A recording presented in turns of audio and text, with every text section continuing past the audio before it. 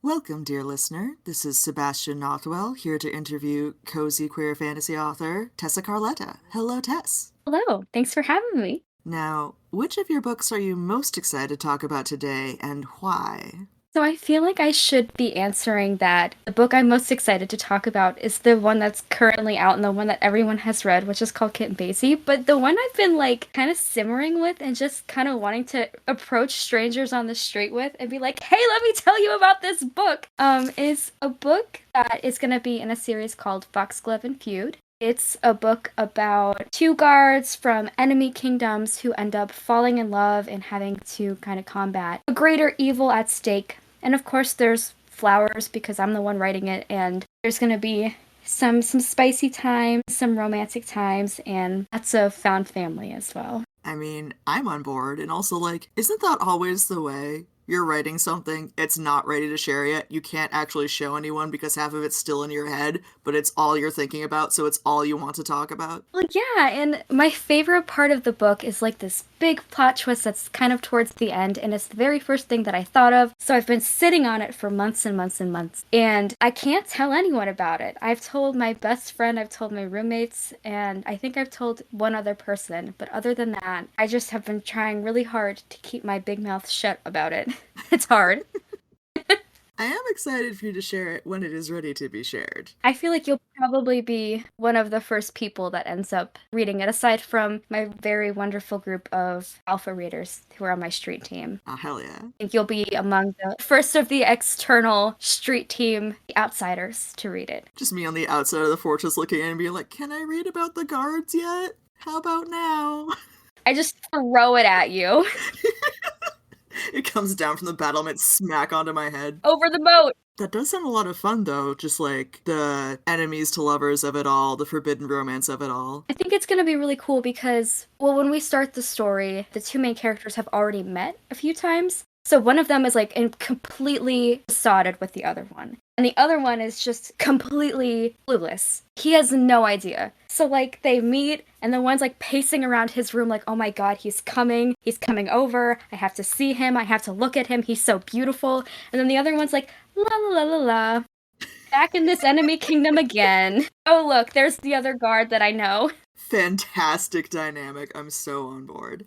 So, what would you say drives your storytelling? Mostly, I think I have just always wanted to tell stories about people being happy and in love. And as an adult, I came to realize that like, when you write stories, you have to give your characters conflict. Because if you don't, then the book is entirely uninteresting. And that has been, I think, kind of fun to just sort of get more comfortable with having more fun creating conflict with the characters. But overall, the thing that drives me to tell these stories is so that they can earn their happily ever after. Especially characters who were just now, as a society, getting accustomed to hearing about their happily ever afters, where they don't have to have these tragic endings. Very much so, yeah. Where it's now become legal to print happily ever afters for these characters. Do you have a favorite character you've created, and if so, who are they? Please introduce us. Do I have your permission to give you two of my favorite characters that I've created? Yes, because you asked so politely. Oh, thank you. I'm gonna give you one from each of the series that I've written. So for Tales from Long Lily, I really had a fun time writing. Now I have to choose between the two of them because at first I was gonna say Basie, but then now I'm thinking I want to write Kit. Okay, I'm gonna say Kit because he's more like me. So I love Basie, and he was my answer approximately 15 seconds ago, but now I'm saying Kit Elliott. Now your allegiances have switched. Well, Basie, there's a lot of fun stuff about Basie because he is, when we meet him in the book, he's grieving, he's really impulsive, but there's so much to him that you just have to love. And that makes it even more exciting and more, I think, more endearing when Kit Elliott appears on the scene and he sees this like super chaotic dude. And he's like, that is the man I'm going to spend my life with. I adore him. And he's just so patient. But I think developing Kit and Basie, Basie has always been the same. And Kit is the character who has grown over the course of the process and even writing the next books because he's the one that later I found out that he's got autism. I didn't intentionally write him have autism. But because I have autism and because there are parts of me that ended up in his personality, I looked at him and I was like, that is a man who is neurodivergent. And I'm really excited about it. Like, there's a part in Kent Basie where he notices that he makes a sandwich and he cuts the crusts off two edges of the sandwich and not the other two. And Basie was like, that was really fucking weird. Why would he do that? But I think there's a lot of things about Kit that he's patient and because he's a wise man for reasons that you'll have to read if you read the book. He's very wise, and that comes through in his personality, where he's able to take this very chaotic person in his life and just compliment him in a really nice way. And then the other one from the Foxglove and Feud series, the one I've been having the most fun writing so far, is the main character whose name is Senna Gray. And I'm having a good time with him because he is such a loyal individual. He's also experienced a lot of trauma in his past, especially in his childhood, which makes it so that he has difficulty speaking out loud to other people.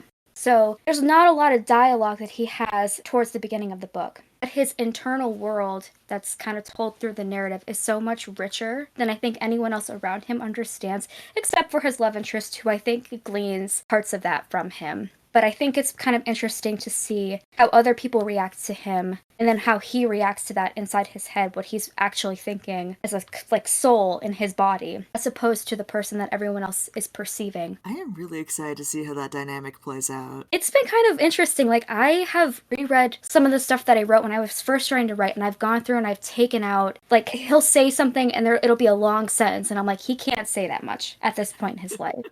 So I'll go through and I'll edit a bunch of the words out, and I'll be like, there, we've taken it from like 15 words down to 2. It's a good practice in like saying only what you truly need to say. At the risk of being a truly embarrassing cliche, brevity is the soul of wit. Brevity is the soul of wit. And if you've ever accidentally started an AO3 comment and not typed anything, AO3 will tell you that also. Just one of the many services they provide. Well, it shouldn't be like the only thing I think of when I hear that quote, but I'm like, oh yes, AO3, and I'm like, no, that's not it.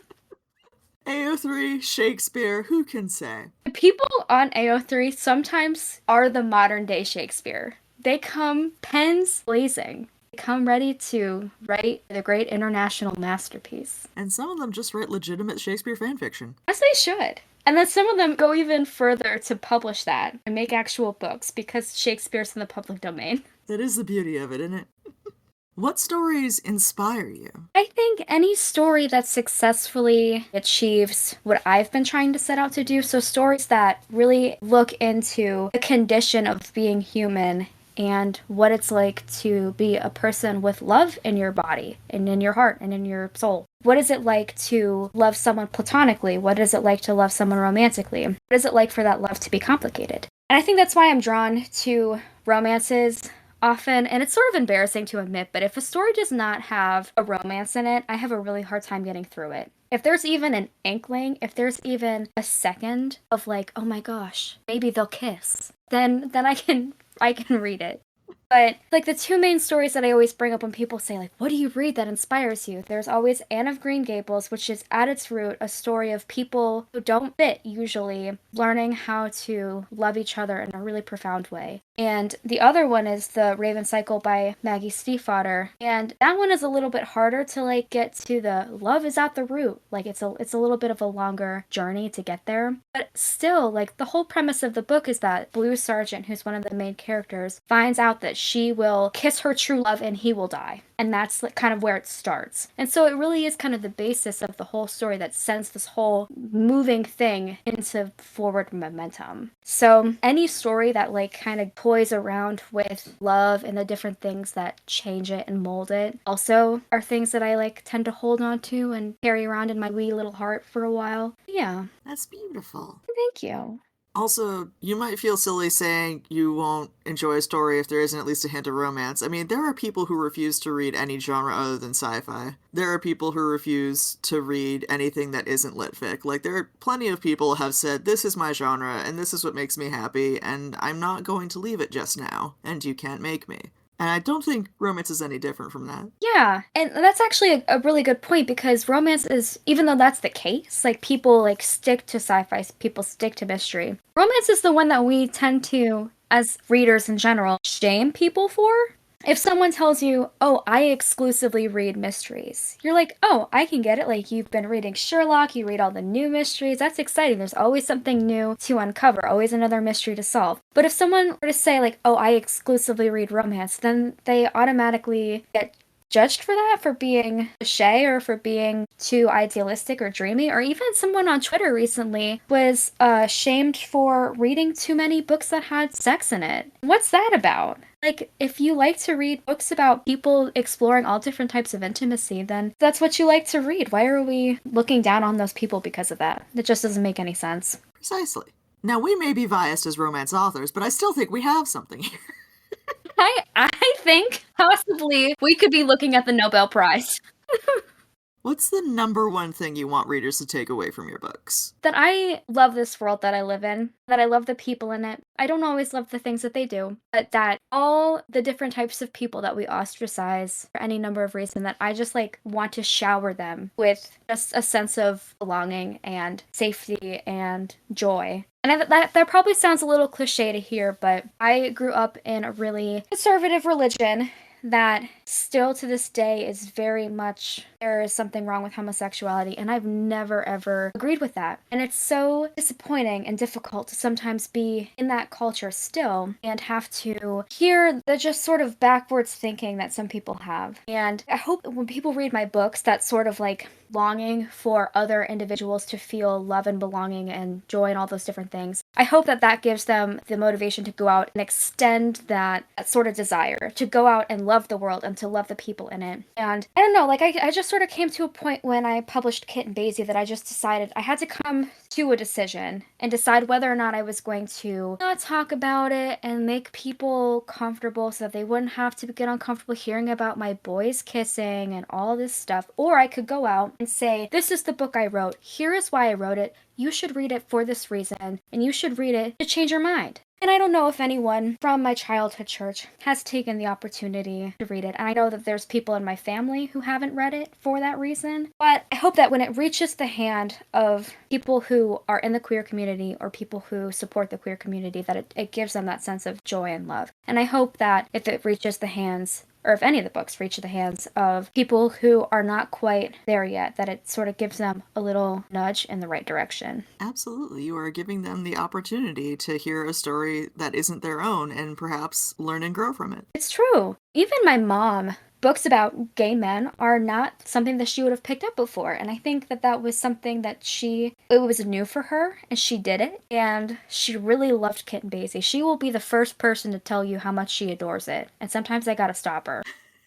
And that just was really worthwhile for me, even if it just touched my mom a little bit. I don't know. Yeah, mattered to that starfish. What? It occurs to me that might not be a universal concept. Okay, now you've got to explain it. Okay, so there's a guy walking down the beach and he sees another guy at low tide throwing starfish back into the ocean. The beach is just covered in starfish. So he goes up to the guy and he's like, Are they in love? not yet. Not yet? So he goes up to the guy throwing starfish back and he's like, hey, why are you doing, like, low tide just started, all of these starfish are gonna dry out, you can't make a difference here, you're not going to save every starfish. And the other guy just picks up another starfish, chucks it into the ocean, and says, it mattered to that one. Aw, that's beautiful. Yeah, I've reached my sincerity quota for the day, so now I have to walk into the sea. Goodbye. So does that mean I have to throw you, like a starfish, into the ocean? Be like, it mattered to him.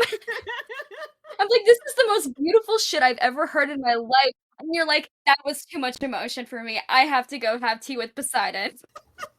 Disgusting. Anyway, Neptune calls. Goodbye. Oh gosh. Well, I thank you for sharing that, because I've never heard that. And usually I'm an expert in touchy-feely shit. That's my jam. I can't believe I've never heard that before. It mattered to the starfish. Oh, no. So what are some themes you love to explore and or revisit in your writing? This might be easier for me to answer from a trope standpoint and then kind of get into the themes. Because I haven't written a lot of original work, because a lot of my work that came before Kit and Basie was all fanfiction. Like for 15 years, it was all fanfiction. As God intended. As God intended. So I think I always end up writing found family, which I think I write not to get like a little bit therapy on you, but I think I write because I'm an only child. So a lot of the family that I have in my life ends up being people that I've picked myself. Choose your own sibling. Quite literally, that's kind of what happened. Like, my closest friends feel like siblings to me, but we got the ability to have that sibling kind of closeness without the sort of weird, like, playing pranks on each other as children thing. I think I would have been over that really quickly. Yeah, can confirm it's extremely overrated. I think part of it, too, is that, like, I'm always trying to figure out what that dynamic is like. Because I don't know what it's like to have siblings. I'd rather write about people finding each other and choosing each other than writing about people who are actively siblings. And you'll kind of see that in Foxglove and Feud, where there are two different sets of, like, quote, siblings, and neither of them are related by blood. And I didn't do that on purpose.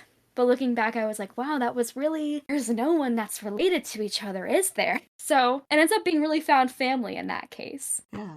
I think that's also a trope that tends to come up more often in queer fiction because so many of our experience in that community is perhaps being rejected by the family we were born into and having to rebuild our own family out of our community and kind of choosing who we let into our lives in that regard. Yes, and like finding people that you can be authentic with, because there's plenty of people in your life that might be your family, or even like from a weird religious trauma standpoint, your church family, if anyone has ever grown up with that sort of dynamic. But you can't be your authentic self around them because there's conditions to that. But with your found family, they understand you, they know you, and I think I like exploring that in my books because that's what I like to find for myself, and that's what I hope for other people who are like me. I'm trying to think if there's any other, like, themes. I end up exploring grief a lot. Yeah. I don't mean to. Your cozy fantasy opens with the euthanasia? Alright. I'm 100% certain you haven't read Kit and Basie, and yet you know that, and I don't remember how you know that. I have approximate knowledge of many things. It does start with euthanasia. If you've never read Kit and Basie, it does start with euthanasia. But after that, very cozy. After that, it's super cozy. There's pies, there's library book sales, there's cuddling in bed. The euthanasia comes to a close. But I think the nature of the plot, like I knew that Basie's mom had to be out of the picture. There was just never a version of this story that I wanted to tell where that didn't happen. And to tell the story truthfully, I couldn't just brush aside Basie's grief. I couldn't just be like, oh, and then he got over it. You know, he's 77 years old and his mom's 300 and she just died. But he's all right. Let's look at this gay guy that just moved into town and watch them fall in love completely, no strings attached, no drama, no sadness at all. Like that's not a realistic story. And that's not the type of story that people want to read. So even though I didn't set out to write about grief, I'm kind of glad that it ended up being that way because there have been people who have reached out to me and said, you know, I just lost so-and-so in my life and this book really touched me on a personal level. And I'm like, because I haven't lost that many people in my life myself. So it's gonna pop up in Foxglove and Feud. I hate to tell y'all, but it's coming. So I don't like to explore grief. I think it's uncomfortable and I think it's tough and it can be sensitive, but it sort of just ends up happening. Sorry. I also think acknowledging that grief exists and can't be brushed over and isn't swept under the rug, or at least not healthily so, is kind of a relief because in so many other forms of fiction, the guy who's been here for 5 seasons just died and then next episode everyone's just kind of over it and it's just kind of makes the characters seem not quite as human as they could be. If that makes sense. Right, because grief is a really altering experience for a lot of people where your life is one way and then you experience a loss of something that's important to you. And then your world is completely different without that thing in it. And to go on like nothing has changed is doing a disservice to what the character probably would actually experience if they were everyday people like we were. Absolutely. Yeah. What drew you to your subgenres? It's tough because, like, I have one book out. And I'm like, I've been an author for 6 months. And I'm like, oh my god, I don't have a legacy. I've got one book. Is that book my legacy? Are those my subgenres forever? Well, by the time this episode comes out, you will have 2 books, I'm pretty sure. Yes. And they're both in that sort of vein. And they will be Kit and Basie, which came out last year, and Patchwork, which is the semi-sequel to Kit and Basie. Yeah, so Kit and Basie is the first book in the series, and the second book will be about Basie's best friend, but I wanted there to be a novella to kind of bridge the two because they'll be a little bit different in tone. Kit and Basie is very much rainbows and honeybees and baking and sunshine and sunny days. And grief. And euthanasia! um, but the second book is going to be slightly more, I don't want to say dark academia, because it's not dark academia, but it's that sort of like rainy day, kind of cozy, kind of melancholy atmosphere. And I think Patchwork will connect the two. But as for what drew me to the subgenres, I think I needed to write a story about my world and my people. And right now that's small town Pennsylvania. And I call it cultural Appalachia because I'm just slightly too north to be an actual Appalachia, but we still very much have that same culture, I feel. And sometimes rural Pennsylvania is depressing enough. And I just wanted to write about the version of Pennsylvania that I want most, which is the queer normative, happy, connected Pennsylvania, a small town Pennsylvania specifically, that I would see glimmers of in my childhood. So I knew that if I wanted to write a little bit about the place that I grew up in, then I needed to make it really happy and really cozy. Kind of like a Hallmark movie, which I think everyone compares it to a Hallmark movie, but with euthanasia. So, I don't know what to do with that. With euthanasia, and I would say significantly better dialogue and set dressing and costuming. Thank you very much. You don't understand the thrall of a Hallmark movie until you are sick in bed and it's the only thing on TV and you know exactly where the plot is going and you have no choice but to subject yourself to it. And then you're like, wow, it was so bad and I loved every second of it. You're going to be so angry that you hang up on me, but I do feel compelled to say that when I think of something that comforts me in times of sickness, and also something where I know what the ending is and yet I am compelled to experience it, I do think of the first season of AMC's hit horror series, The Terror. Oh, that did it. She hung up on me. I did not hang up on you!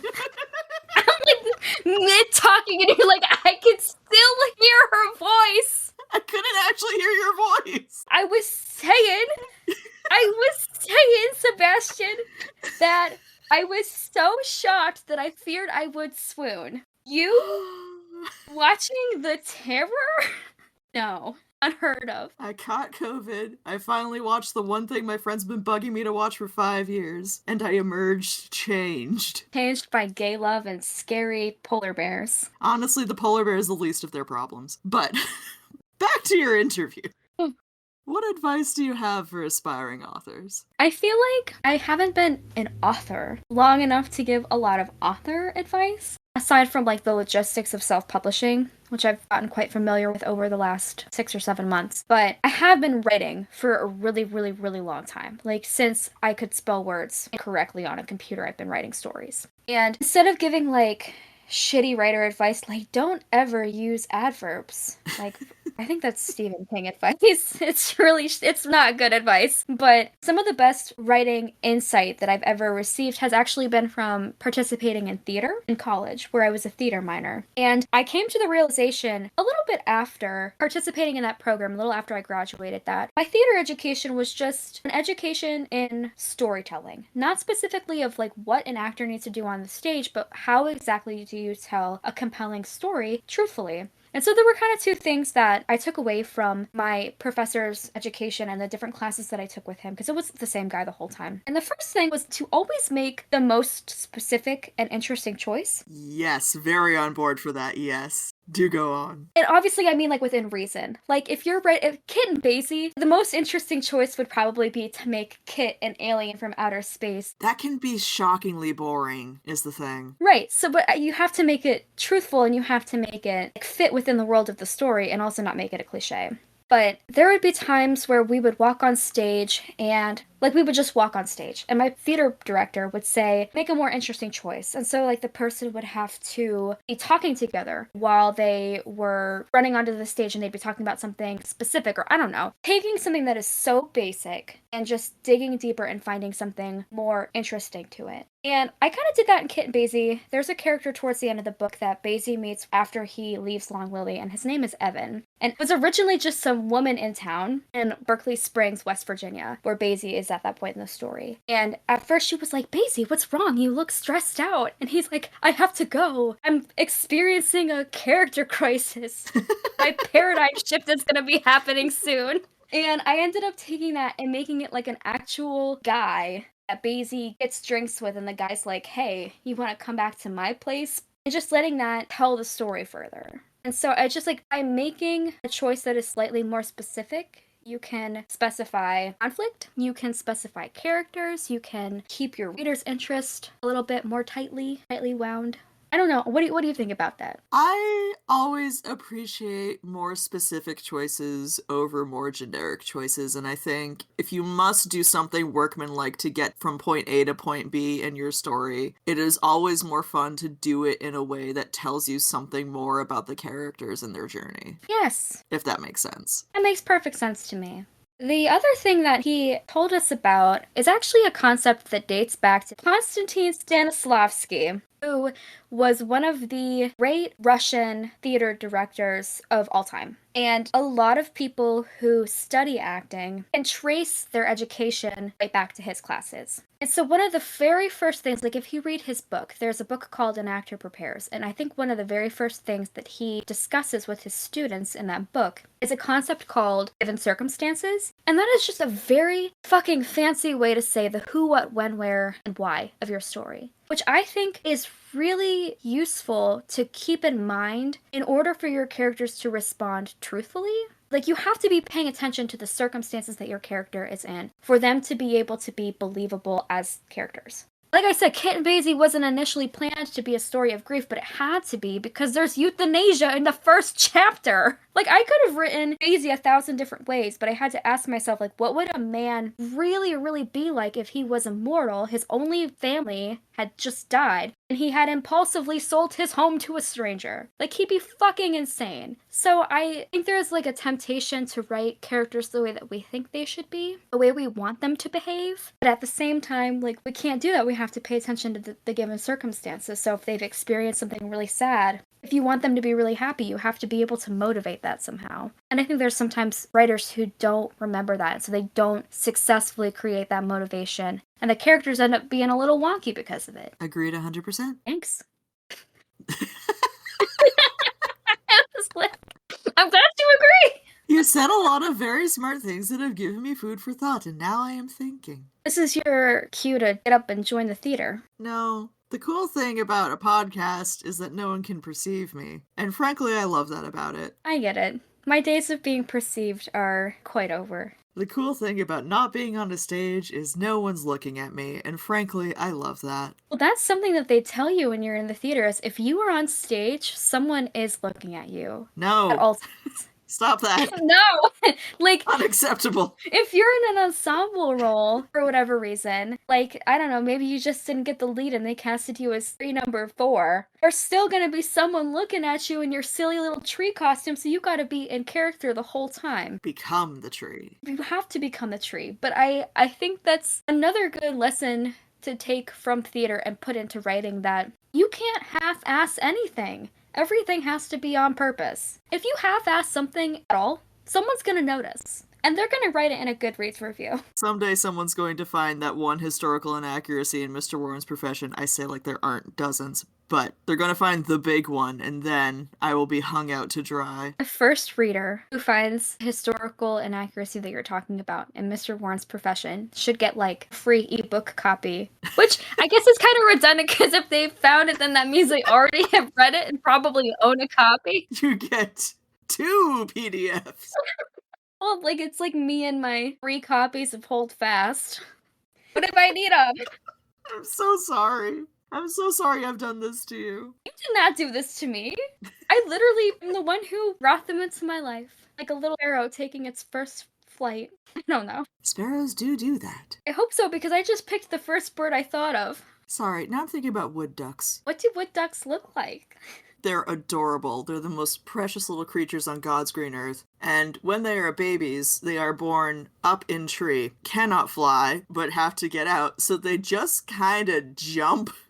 They're these tiny little palm-sized babies. They're so fluffy and so sweet. And they just kind of hop out of the nest, and where they fall, they fall. I just looked them up. And I love how multicolored they are. Yeah, they got little stripies. Do your thing, little wood duck. Slay on. They are such little creatures. See, I'm completely fucked up in that I live up by Lake Erie, so we have a lot of Canadian geese. And if there's ever something on this planet to not fuck with, don't ever fuck with a Canadian goose. Geese in general are just not really here to have time for your nonsense. Canadian geese are a different breed.